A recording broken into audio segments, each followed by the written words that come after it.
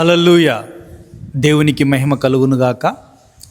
ప్రియమైనటువంటి దేవుని ప్రజలారా, యేసుక్రీస్తు వారు నీ దగ్గర నుంచి ఏమి కోరుకుంటున్నాడు అన్నది నువ్వు ఒకసారి గ్రహించాలి, గమనించాలి.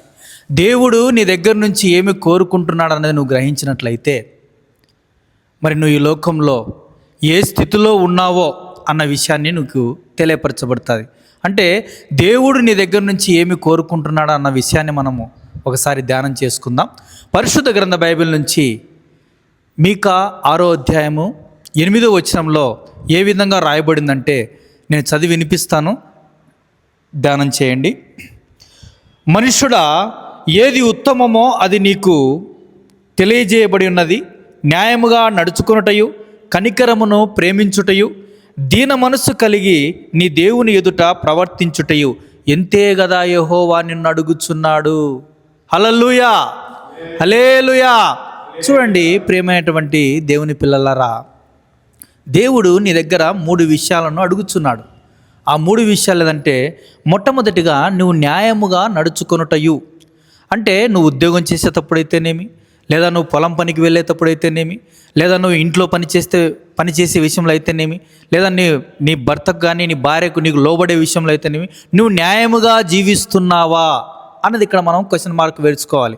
ఎందుకంటే నువ్వు న్యాయముగా జీవించుటే దేవునికి ఇష్టమై ఉన్నది.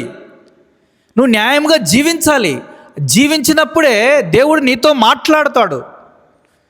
ఆ విధంగా నువ్వు చేయాలి. మొట్టమొదటిగా నువ్వు చేసే ప్రతి పనిలో నేను న్యాయంగా జీవిస్తున్నానా లేదా అన్నది నువ్వు ఖచ్చితంగా నీ జీవితాన్ని సరి చేసుకోవాలని యేసుక్రీస్తు వారి నామంలో నీకు మొదటి మాట బయలుపరచబడి ఉంది. రెండో మాట అక్కడి నుంచి మనం చూసినట్లయితే కనికరమును ప్రేమించుటయు. కనికరమును ప్రేమించే కనికరము కలిగే గుణము నీలో ఉందా తల్లి? ఒక చిన్న ఎగ్జాంపుల్ నేను దీనికి చెప్తున్నాను. మీ ఇంటి బయట నువ్వు కసువు దెబ్బనికి బయటికి వెళ్తావు. నీకంటే వేరే ఆమె ముందుగానే కొద్దిగా యువతలకు దొబ్బిందనుకో, ఆమంతనా సీదరించుకొని దొబ్బిన ఆమె దగ్గర నుంచి నువ్వు మళ్ళా వాళ్ళ ఇంటిపైకి దొబ్బేస్తావు. అంటే కనికరించే గుణము నీలో లేకపోతే, ప్రేమించే గుణము నీలో లేకపోతే మరి ఎలా దేవుడు నిన్ను ప్రేమిస్తాడు? నీ దగ్గర నుంచి దేవుడు ఏం కోరుకుంటున్నాడండి?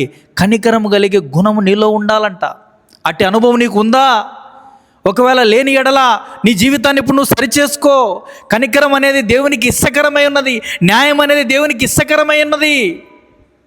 చూడండి ఇంకొక మాట, 3వ మాటలో మనం చూసినట్లయితే, దీన మనస్సు కలిగి నీ దేవుని ఎదుట ప్రవర్తించుటయు.